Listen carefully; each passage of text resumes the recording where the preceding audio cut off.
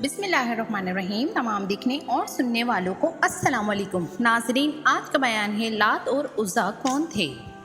لات اور عزیٰ یہ دونوں کون تھے اور اس وقت کے جہالت والے زمانے میں اس بت پرستی کا آغاز کیسے ہوا اور کب ہوا، اور نبی پاک صلی اللہ علیہ وسلم نے ان دونوں کا خاتمہ کیسے کیا تھا، یہ ہم آپ کو آج کی ویڈیو میں بتائیں گے۔ لیکن اس سے پہلے آپ سب سے درخواست ہے کہ آپ نے ابھی تک میرے چینل کو سبسکرائب نہیں کیا ہے تو کر لیں۔ جب سے ہمارے پیارے اللہ پاک نے اس دنیا کو بنایا ہے تو ہر دور میں شیطان نے لوگوں کو بت پرستی میں لگایا۔ کعبے میں بت پرستی کیسے ہوئی؟ اس جہالت کے دور میں لوگ اللہ پاک کی وحدانیت کو چھوڑ کر بت کی پوجا کرتے تھے، شرک میں مبتلا ہو گئے تھے۔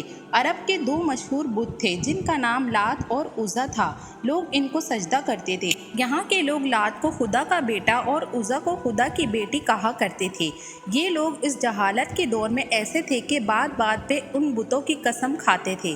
یہ دونوں بت کہاں سے آئے تھے؟ عرب کا ایک آدمی تھا جس کا نام لات تھا۔ یہ شخص بہت مہمان نواز تھا۔ یہ شخص بہت ہی نیک تھا اور سب کی مدد کرتا تھا۔ اس زمانے میں ایک نیک اور اچھی لڑکی بھی تھی جس کا نام عزیٰ تھا۔ جب یہ لڑکی جوان ہوئی تو جو بھی اس کو بری نظر سے دیکھتا تھا تو وہ کسی نہ کسی بیماری یا مصیبت میں مبتلا ہو جاتا تھا۔ سب لوگوں نے فیصلہ کیا کہ لات اور عزیٰ کی شادی کرا دی جائے اور ان دونوں کی شادی کروا دی گئی۔ شادی کی پہلی رات ایک ایسا واقعہ ہوا کہ جس کو دیکھ کر سب لوگوں کے ہوش اڑ گئے۔ جب یہ دونوں اپنے کمرے میں داخل ہوئے تو اس رات کو وہ کبھی کسی کو نہ ملے اور وہاں سے غائب ہو گئے۔ اس کے بعد لوگ کہنے لگے کہ یہ دونوں امر ہو گئے ہیں۔ اس دور میں ایک سردار تھا جس نے ان دونوں کے اس وقت میں بہت بڑے بت بنا دیے تھے۔ جیسے جیسے وقت گزرتا گیا لوگ ان کے سامنے اپنی اپنی منت کو مانگنے لگے۔ لوگ ان دونوں بتوں کی پوجا کرتے اور سجدہ کرنے لگے۔ ان دونوں کو بنانے والے شخص نے لوگوں کو یہ بات بتائی ہوئی تھی کہ تمہارا رب سردی کے موسم میں لات کے پاس ہوتا ہے اور گرمی کے موسم میں عزیٰ کے پاس ہوتا ہے، اس لیے لوگ اس کی پوجا کرتے تھے اور ان کے لیے خاص حجرے بھی بنا کے رکھے ہوئے تھے۔ لوگ ان کے ناموں پر قربانی کرتے تھے۔ نبی پاک صلی اللہ علیہ وسلم نے ان دونوں بتوں کا خاتمہ کرا دیا تھا۔ ان بتوں کو توڑنے کے لیے حضور پاک صلی اللہ علیہ وسلم نے حضرت معبوس بن شیبہ کو بھیجا، جنہوں نے نبی پاک صلی اللہ علیہ وسلم کے حکم کے مطابق اس لات بت کو توڑ کر وہاں مسجد طائی قائم کر دی۔ اسی طرح عزیٰ کے بت کے لیے نبی پاک صلی اللہ علیہ وسلم نے حضرت خالد بن ولید کو بھیجا۔ جب پیارے نبی پاک صلی اللہ علیہ وسلم نے مکہ مکرمہ فتح کیا تو حضرت خالد بن ولید کو یہ نخلا کی جانب بھیجا اور وہاں عزیٰ نامی بت تھا۔ حضرت خالد بن ولید اس درخت کے پاس گئے اور تیتر کے درخت کو کاٹ دیا اور عزیٰ کو حجرے سے گرا دیا۔ لوگوں نے اس کو تعمیر کیا تھا۔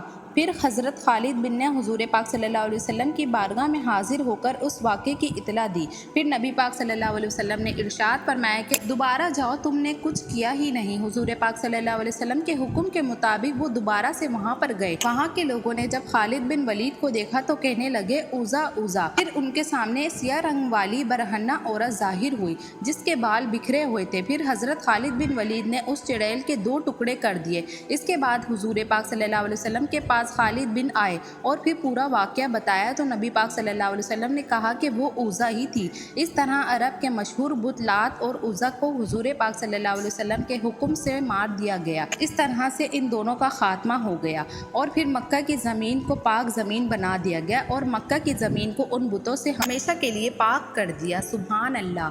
میری آج کی ویڈیو دیکھنا اور سننا اگر آپ کو اچھا لگا ہو تو میرے چینل کو سبسکرائب کریں اور بیل آئیکن کو پریس کرنا مت بھولیے گا تاکہ میرے آنے والی ویڈیوز آپ کو جلدی موصول ہو جائیں۔ ملتے ہیں آپ سے اپنی اگلی ویڈیو میں، تب تک کے لیے اللہ حافظ۔